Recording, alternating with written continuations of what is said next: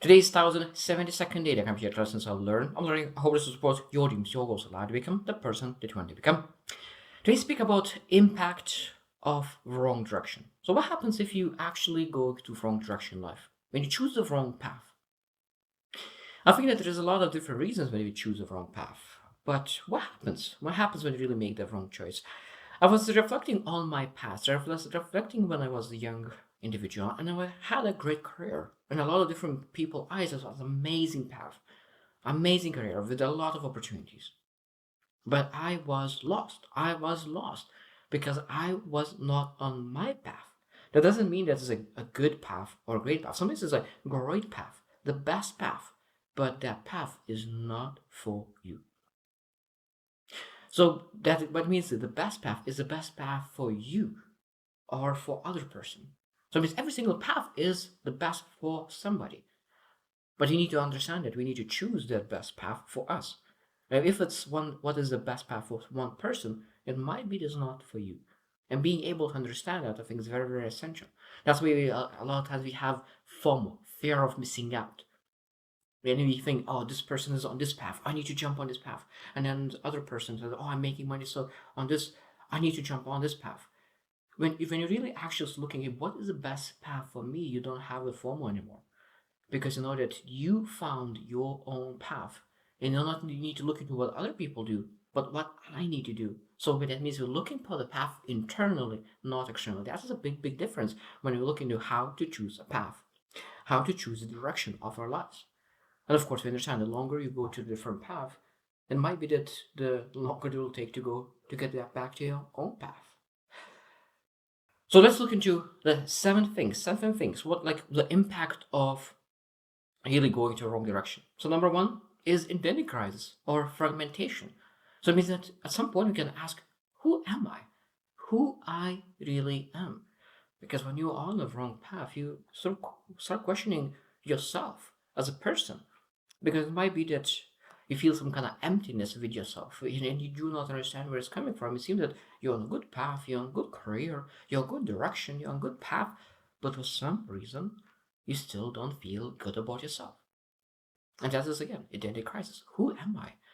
Should I do that? What I'm doing? And of course, I think that if you have a really calling and determination, you don't question as much. Is that should I do that or should I do that? Because we have when you ask deep questions, is this my why? This is what my reason. This is my calling. Of course, that moment you don't question as much, and you don't ask, what's the point? What's the point of me really doing that? What's the point? The point is to really find the path that really makes you move. Not every single day you will feel good.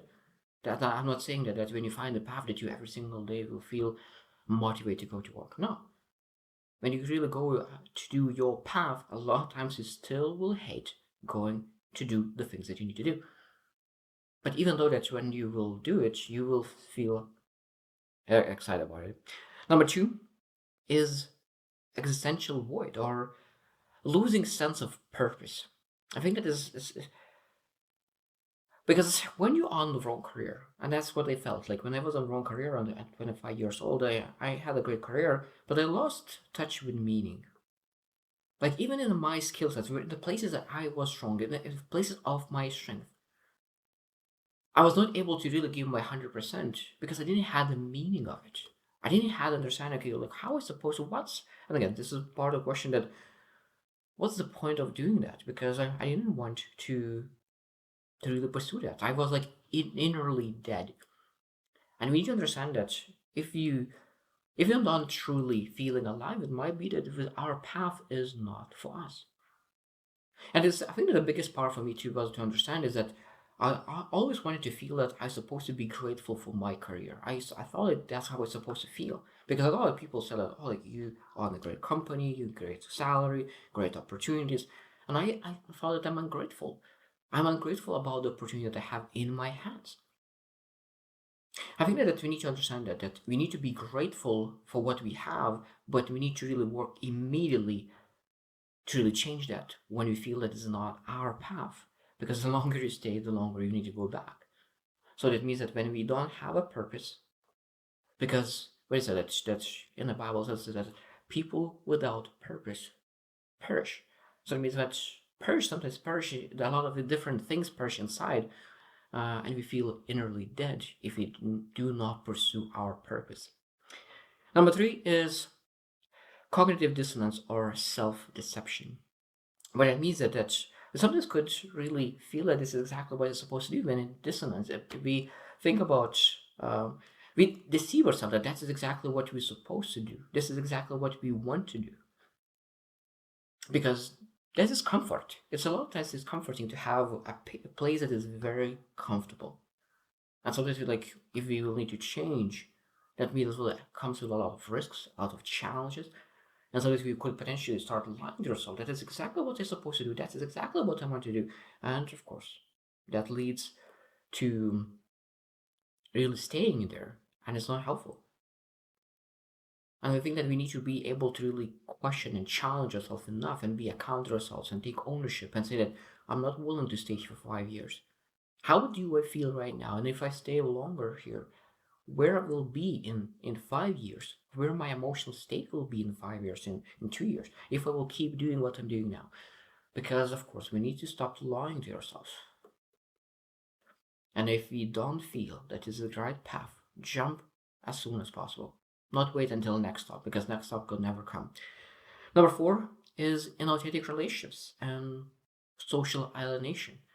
That means that if you live a life, if you pursue the career path that is not who you are and is not your calling, is not your purpose, maybe you really developing the skill sets, developing a character, developing the things that are not supposed to be part of you.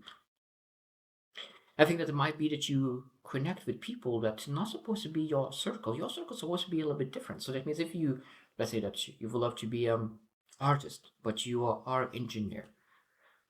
So that means you spend a lot of time with engineers, but you love to spend time with artists. Now, both of those people are amazing. Both of those groups are amazing. That's for sure. But if you will love to spend it with different kind of people, different doesn't mean better or worse. It's just different. And then, of course, that means that if you want to be engineer, you're supposed to be engineer. But if you want to be artist, you're not supposed to stay in engineering career. So wrong path and will lead to wrong association. And of course, if you all day long would love to speak about arts, but now all day long you speak about engineering things, it might be that you will not have those strong relationships that you could have in actually your own path. So that means that social alienation is because you're not truly who you are, because you have the mask of that career, and you will have that until you will be able to really move to your certain path. And of course, it is much more complex, but just in general, being able to really be who you are, not just in career, but also the career as well. Because a lot of times we have a tendency that our association is based on our career. Number five is spiritual crisis, and as the soul's call ignored. That means that it might be that we will have a spiritual crisis because I think you understand that our soul is always looking for meaning, for purpose, for something that's worth doing, serving other people. I think that when we are on a wrong path, we're not serving soul. We're not serving other people.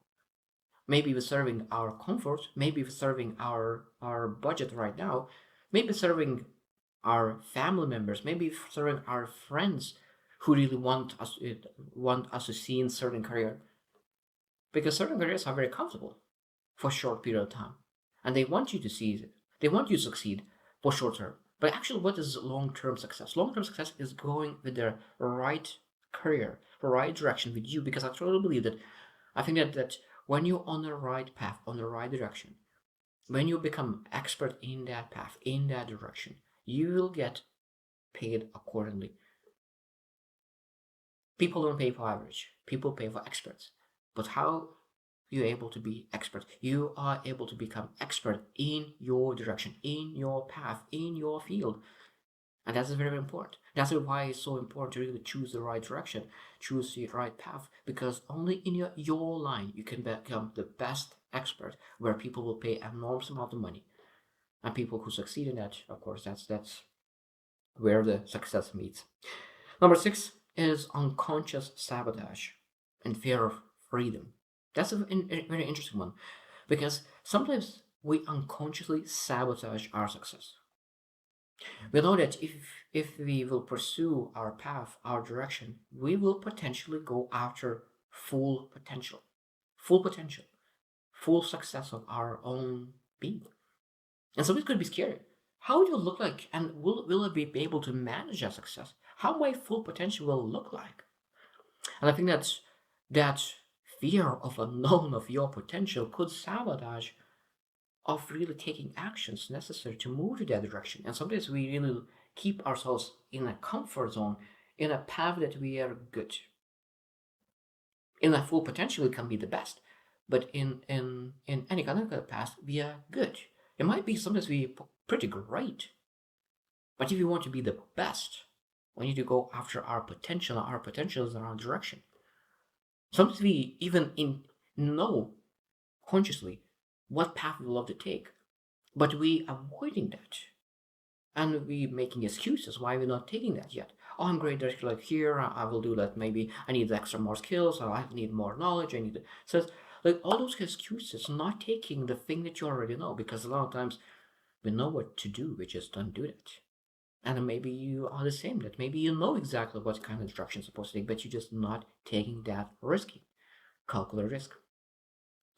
Because as a freedom, we have freedom of taking that action, and sometimes we avoid it. We avoid that freedom, and this is sometimes it's a psychological defense mechanism, not to put you in a risky environment, because our defense mechanisms is to survive, to put ourselves in survival mode, and that's not helpful. And you need to go through that excuse mode and really go after the things that we actually want, full potential.